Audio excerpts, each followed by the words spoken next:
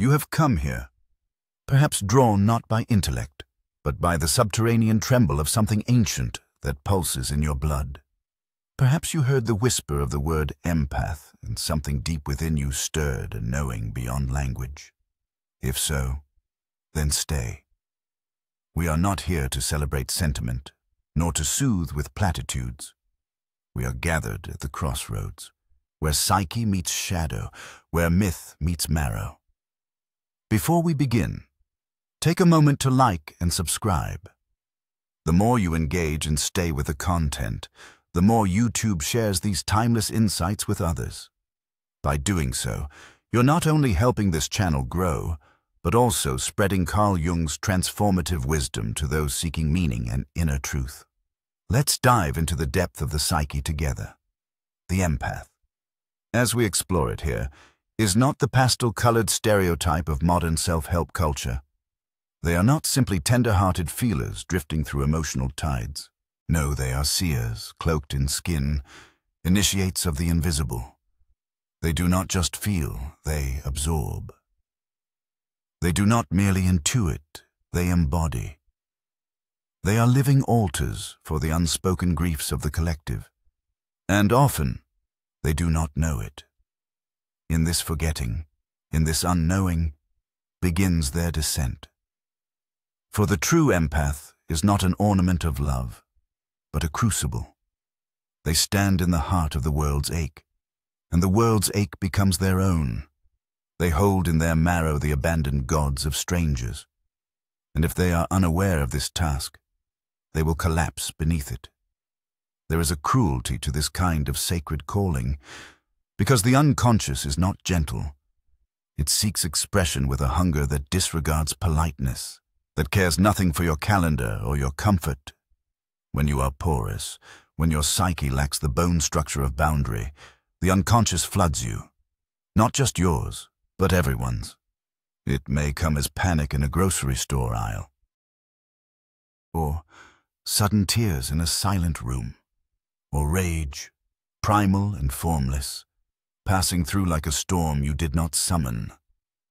That is the archetypal tide crashing through the empathic field, the great mother howling, the devouring father looming, the orphan, the wanderer, the wounded child. I once dreamt of a woman whose chest opened like a door. Inside her ribcage were birds, hundreds of them, shrieking in confusion. Her eyes were ancient and blind, her mouth sewn shut with red thread. She turned toward me, and I felt her sorrow not as empathy, but as initiation. That woman was the empath, and those birds were the unspoken emotions of all those who had ever touched her. She bore them because no one else would. And that, dear one, is the core of the empathic burden. They carry what others disown, not out of virtue, but out of design. It is a psychic function, not a moral one, yet without conscious awareness, this function mutates into suffering. The empath becomes a mirror, cracked and bleeding, reflecting back to others what they cannot face. This is not the sacred feminine as soft surrender. This is the sacred feminine as Kali, as the dark Madonna, as Lilith howling in the wilderness. The empath is a threshold figure, a liminal being, standing between worlds. But if they do not learn to distinguish the voice of the other from their own, they become swallowed by the chorus. It is the fate of the unaware empath to become haunted, not by ghosts, but by energies, by ancestral sorrow that clings to their aura, by archetypes seeking embodiment, by trauma looking for a mouth. The modern world offers them no language for this. Instead, it pathologizes their experience or romanticizes it. Neither is truth. Truth is this: the empath must become a mystic or perish. They must become the alchemist of their own experience, learning to transmute suffering into meaning, pain into poetry, chaos into structure. This is not a process of shielding, but of integrating. You cannot armor yourself against the unconscious, but you can name it. There is a story, half remembered from some forgotten myth, of a woman who swallowed the sea. Her village had been cursed with drought, and so she walked into the ocean and drank until it was gone. When she returned, her belly was round with the waters, and her eyes were salt. She wept for 100 days, and from her tears the rivers returned. This is the empath swallowing what is barren, birthing what is needed, but only if they learn to let it move through them, not stagnate within. Stagnation is possession. Movement is medicine. And so I say to you, do not simply feel. Feel with awareness. Feel with edges. Feel with reverence for what is yours, and sacred refusal for what is not. You are not here to be the graveyard for unprocessed pain. You are here to become the compost heap for transformation. Return to your body. Speak to your bones. Ask them, what have I carried that is not mine? Whisper into your womb, into your belly, into your breath.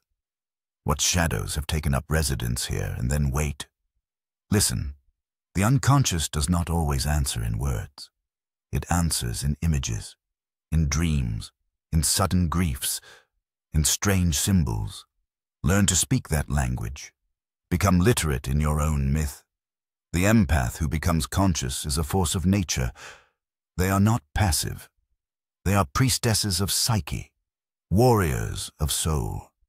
They do not simply survive the world's pain, they transmute it. But they must choose it. They must wake up from the trance of absorption and step into the ritual of discernment. Not everything that cries is yours to soothe. Not every ache belongs in your skin. You must become the gatekeeper of your own energy. This is the beginning of individuation, not to sever from others, but to know where you end and they begin. Only then can true compassion arise, compassion that does not consume you, but flows from you like a clear stream. Do not fear your sensitivity, but do not worship it either. Bow to it as you would to fire, with awe, with caution, with understanding. It can warm, it can also burn. Your task is to learn the difference. Somewhere in the forest of your psyche, the archetypal healer waits for you. They hold a mirror, dark and gleaming. They do not speak. They simply show you your own face naked, unadorned, divine. When you are ready, look into that mirror. Name what you see. That is the beginning. Now, if you have traveled with me this far, let us complete the ritual. In the language of the soul, numbers are not mathematics, they are symbols.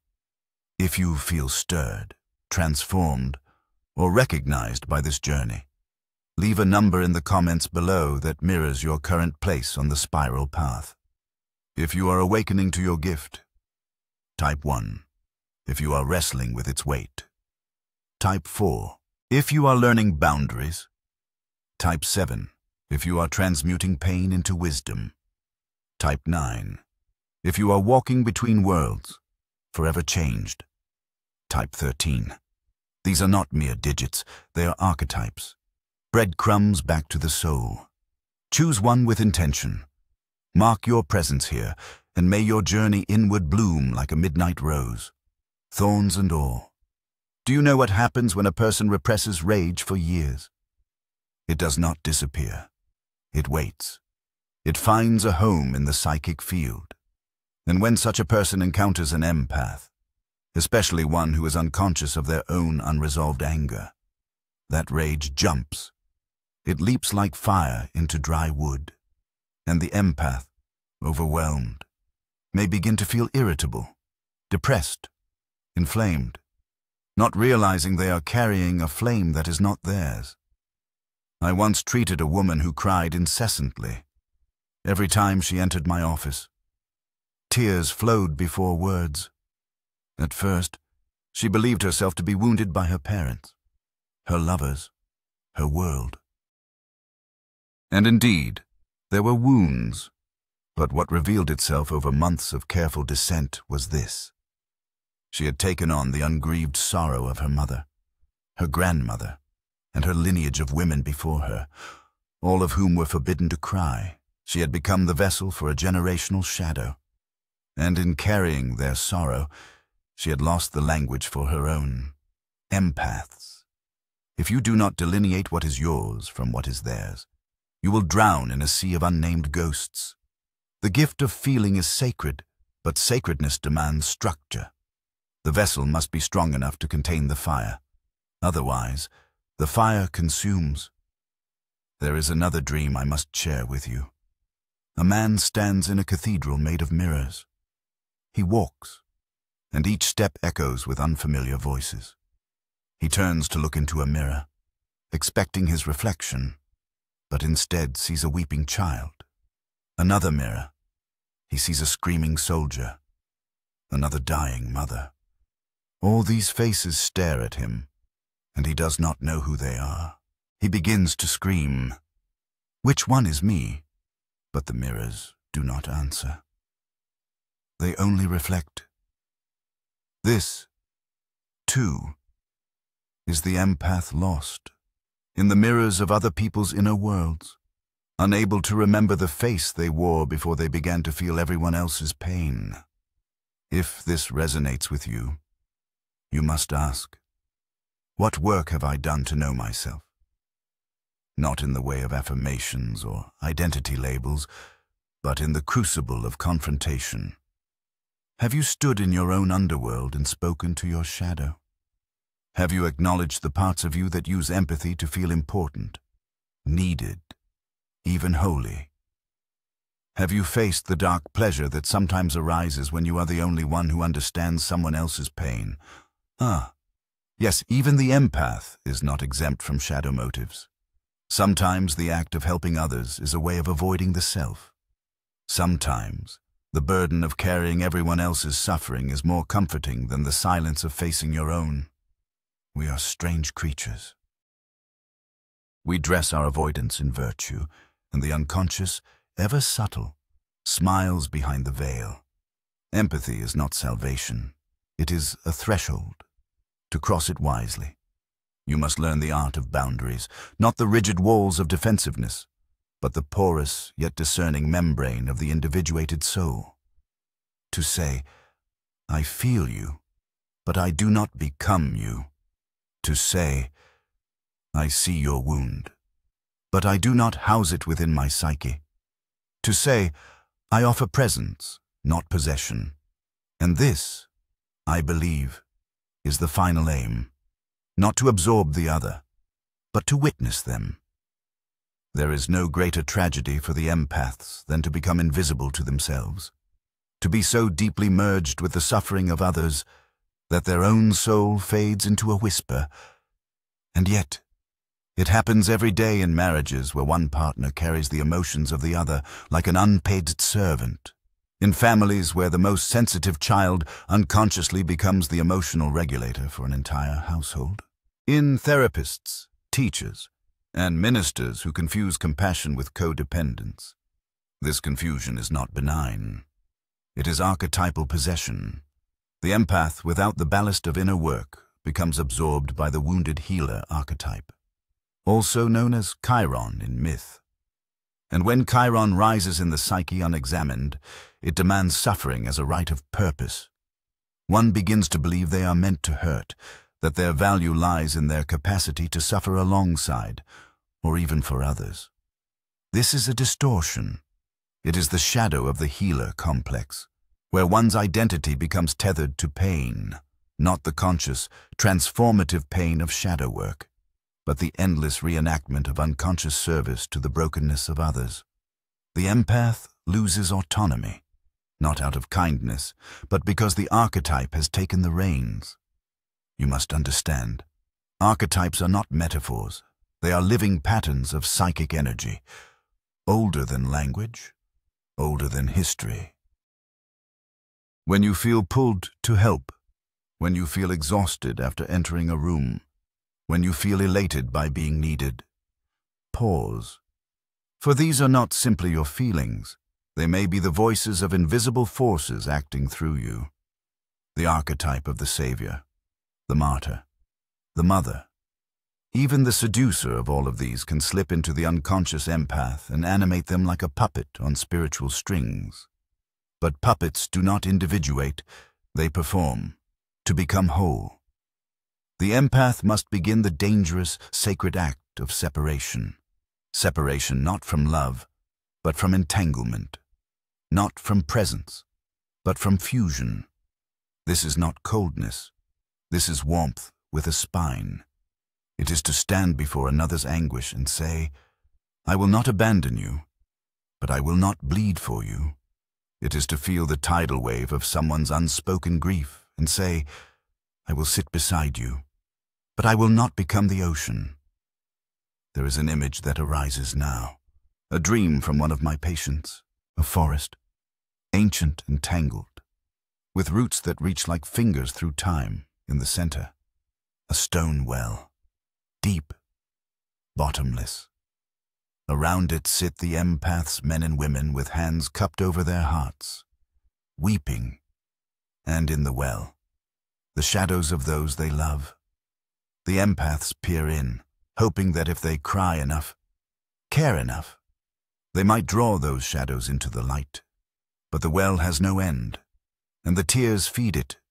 This too is what happens when empathy becomes compulsive. It feeds the very darkness it hopes to redeem. For there is a secret that few dare speak. Not everyone wants to be healed. Not every soul is ready to awaken. And the empath who confuses their gift with responsibility will spend their life trying to pull the unwilling from the depth sand. In doing so, be pulled down themselves. You must discern, does your empathy liberate your entrap?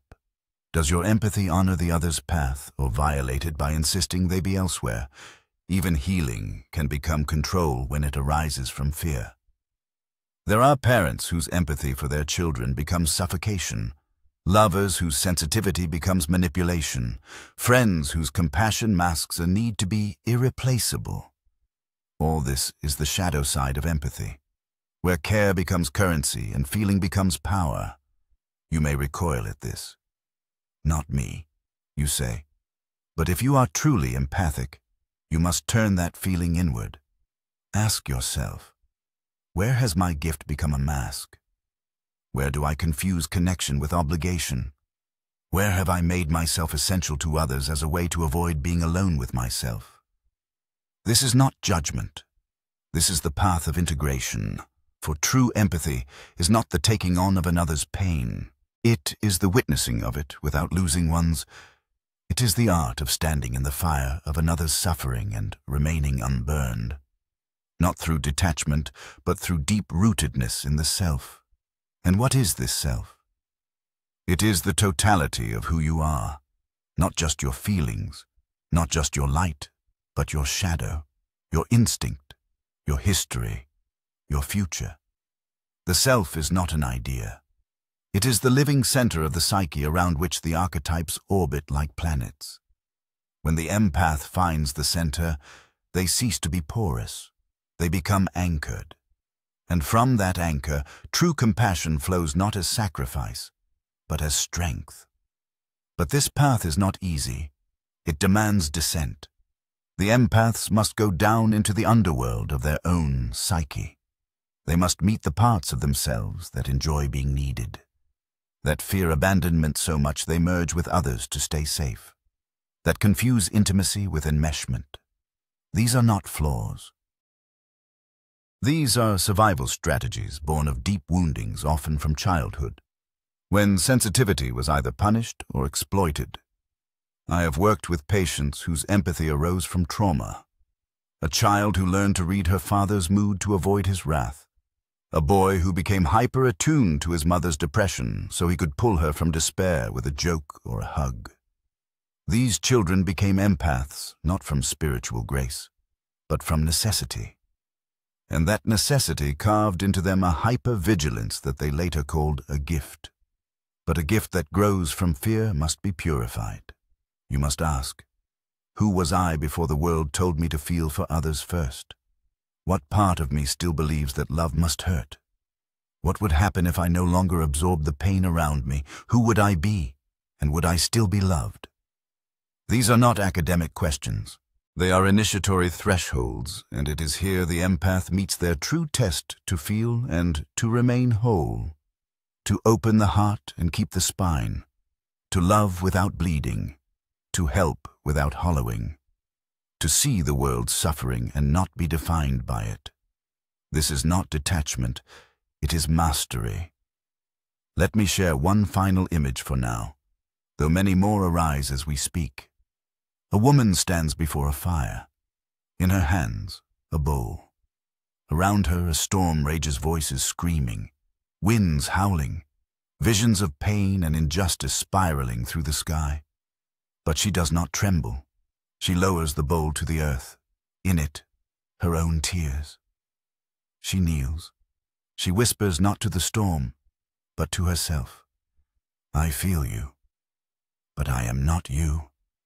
And in that moment, the storm begins to still, not because she absorbed it, but because she stopped resisting her own sovereignty. This is the true empath, not the sponge, but the vessel, not the martyr, but the mystic, not the savior, but the mirror. The deeper we travel into the archetypal landscape of the empire, the more we are drawn into the realm of dreams, for it is there that the truth of their gift begins to unfold without the censorship of the ego. The dream world does not flatter. It does not romanticize empathy as the culture does. It shows it in its primal form, raw, symbolic, alchemical. I once worked with a young man, tender and brilliant, who identified as an empath. He would walk into a room and feel an invisible weight pressing into his chest. He could not rest when others were in pain, but he was exhausted as if his soul were dissolving into everyone else's story. He came to me not for insight, but because he feared he was disappearing. He brought me a dream. In the dream, he stood at the mouth of a cave. Inside, screams echoed. Faces of people he had loved and lost floated past him in the darkness, each calling his name. A child clung to his leg. A man bled at his feet. A woman reached out, skin like ash. He tried to run, but found himself rooted in place. And then, from the back of the cave, came a voice. Not a scream, but a whisper. You made this your temple. You made this your temple, that line. I told him, was not a metaphor. It was a diagnosis from the unconscious. He had built a psychic church from pain. He had mistaken suffering for purpose. In his desire to ease the world, he had turned himself into a sanctuary for every lost voice. But the soul cannot thrive in a temple built of ghosts. Dreams often show us what we dare not see in waking life. And for the empath, they reveal the hidden contracts we make with pain. If I suffer with them, they'll feel less alone. If I absorb their rage, they won't explode. If I disappear, they'll finally have room to breathe. But the unconscious does not reward martyrdom. It calls for balance, for truth, for the confrontation of the self. And so, the empath, if they are willing, must take back what they have given away. Not to become selfish, but to become sovereign. It is here that the path of individuation calls. Individuation is the process by which a person becomes who they truly are. Not a mask, not a reflection, not a sum of traumas or projections, but a whole being. And for the empath, individuation begins with a confrontation, not with others, but with the parts of themselves they have exiled in favor of feeling for everyone else. They must descend into their own caves. They must ask, what is my anger trying to teach me? What is my grief hiding? What part of me has grown addicted to being the wounded one, and even more courageously, what part of me has become addicted to rescuing wounded in others? This is not comfortable work. It shatters illusions. It strips the empath of their noble identity and reveals the wounds beneath the wound healer. It asks them to stop bleeding on altars that were never meant to hold them. and it demands the terrifying step of letting others feel their own pain. Let me be clear. Empathy, when conscious, is holy, but when unconscious, it is contamination. It is energetic boundary collapse. It is the flooding of the self by archetypal residue that does not belong. And that residue often runs deeper than we realize. In many empaths, we find ancestral entanglement, sensitivity passed down like an heirloom, perhaps once sacred, now burdened. A woman whose great-grandmother served as the village medium may, without understanding why, feel overwhelmed in modern crowds. A man whose ancestors were burned for witchcraft may carry an unconscious guilt around his gift of perception, burying it beneath hyper-emotionality rather than wielding it as a skill. Empathy, then, is sometimes a carrier of ancestral griefer, long echo of unresolved suffering seeking voice in a sensitive descendant. And unless that descendant awakens, unless they choose to feel with awareness, they become yet another vessel of unconscious repetition. The dreams of these people often reveal archetypal symbols in their most potent forms. Serpents coiling around the heart, oceans swallowing small children, ancestral homes burning, while the dreamer weeps without water to quench the flame. These are not simply personal symbols. They are the language of the deep psyche warning. You are overfull with what is not yours. I recall another patient, an artist, deeply attuned to beauty, pain, rhythm. She brought a recurring dream of walking through an old museum. Inside were sculptures of people she had known, parents, lovers, friends. But each sculpture had a small plaque that read, "Do not touch, property of the dead." And yet, she touched them anyway. And every time they bled. This dream, I told her, was not punishment. It was instruction. Her empathy had become necromancy, a constant reaching into the past, into pain that belonged to another time, another soul. She needed not less feeling, but more discernment. Some suffering is sacred to witness, but some is meant to be buried. Empaths, when unconscious, become grave diggers for the collective's abandoned corpses. They walk the psychic battlefield and mistake every wounded soldier for a soul they must save. But not all pain seeks healing. Some seeks extinction, and to interfere with that is to play God in a theater we do not understand. So what then? Are we to harden our hearts, to turn from the wounded, to protect ourselves until nothing can touch us? We are to refine our empathy, to transform it from sponge to sword, from open wound to listening mirror, from martyrdom to mysticism. The true empath is not fragile. The true empath is initiated. They have walked through the shadow realms and claimed their own pain. They have turned inward and faced their unmet needs. They have spoken with their rage and their shame and their terror. And because of this, they no longer confuse empathy with entanglement. They can feel without falling. They can witness without absorbing. They can love without losing. And from that place, their gift becomes not a liability, but a lamp. They illuminate without burning. They guide without dragging. They offer presence, not rescue. And most importantly, they remember it is not their job to carry the world. It is their task to carry themselves with such integrity that the world remembers how to carry itself. Now we arrive at the threshold not of despair, but of transfiguration. Everything that has been spoken, everything that has been unearthed from the caves of your inner world, now asks for one thing. Not admiration, not analysis, but embodiment. The empath who has walked through the dark, who has turned inward with unflinching honesty, emerges not as a broken healer or a perpetual sponge, but as something far rarer, an initiated presence. A living vessel of the self who understands that empathy is not absorption, it is alchemy. It is the fire through which suffering is recognized, not adopted, witnessed, not owned, transformed, but never stolen. When the empath becomes conscious, they no longer enter rooms silently scanning for pain to fix. Instead, they walk as mirrors, not those that reflect back wounds, but those that show others what they have forgotten of themselves.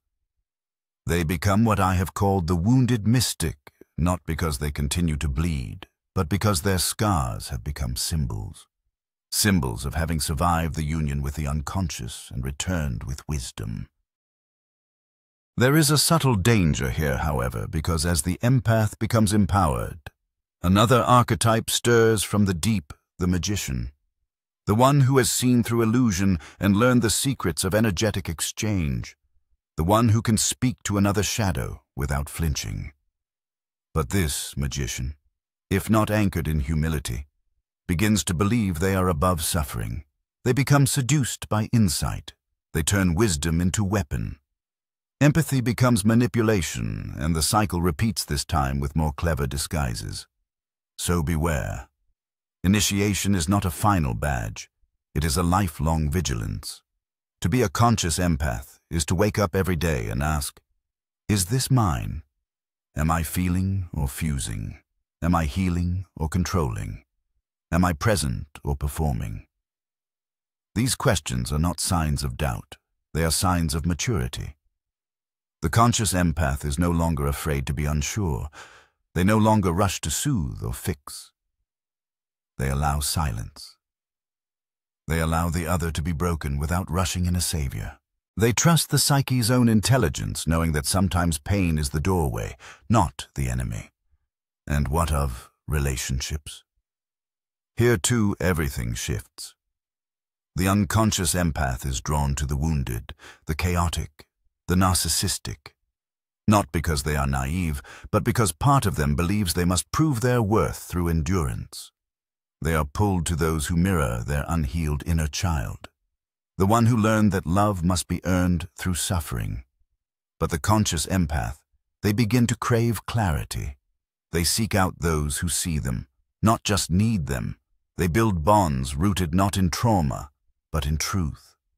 And if loneliness comes, they no longer fill it with the ghosts of broken souls. They sit with it. They listen. They let the silence speak. It is here that the empath reclaims their true gift not as a receptor of pain, but as a revealer of soul. They no longer dim their intuition to keep others comfortable. They no longer contort their boundaries to avoid abandonment. They understand that saying no is not rejection. It is protection of the sacred within. I once dreamt of a lake, still, silver, infinite. Along its shore stood those I had known. Students, patients, even myself at different ages. Each looked into the lake hoping to find answers, and in the center a single figure waited, untouched by ripple or wind. They spoke no words. They simply were. And everyone who looked into their eyes saw themselves. Not their wounds, not their needs, but the image of who they might become. This, I believe, is the destiny of the awakened empath. To become a mirror, not for pain, but for potential. To walk not as a martyr, but as a reminder. To feel not everything, but only what is true. To carry not the suffering of the world, but the vibration of integrity. And in doing so, they do not abandon the path of feeling. They transcend it. They transmute it.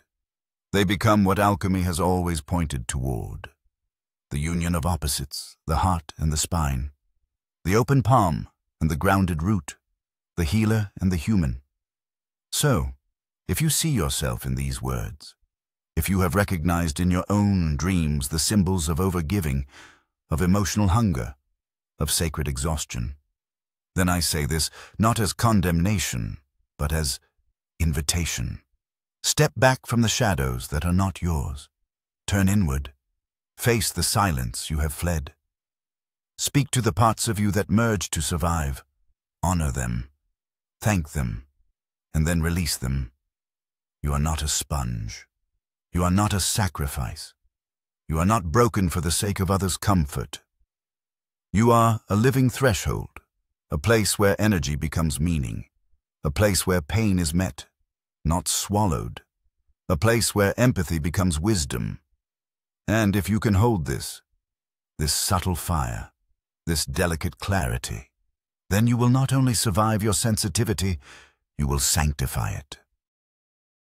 You will walk among the world's ghosts and no longer be haunted.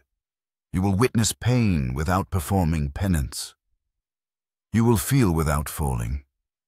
And, most importantly, you will return to yourself, not as a rescuer, but as a soul.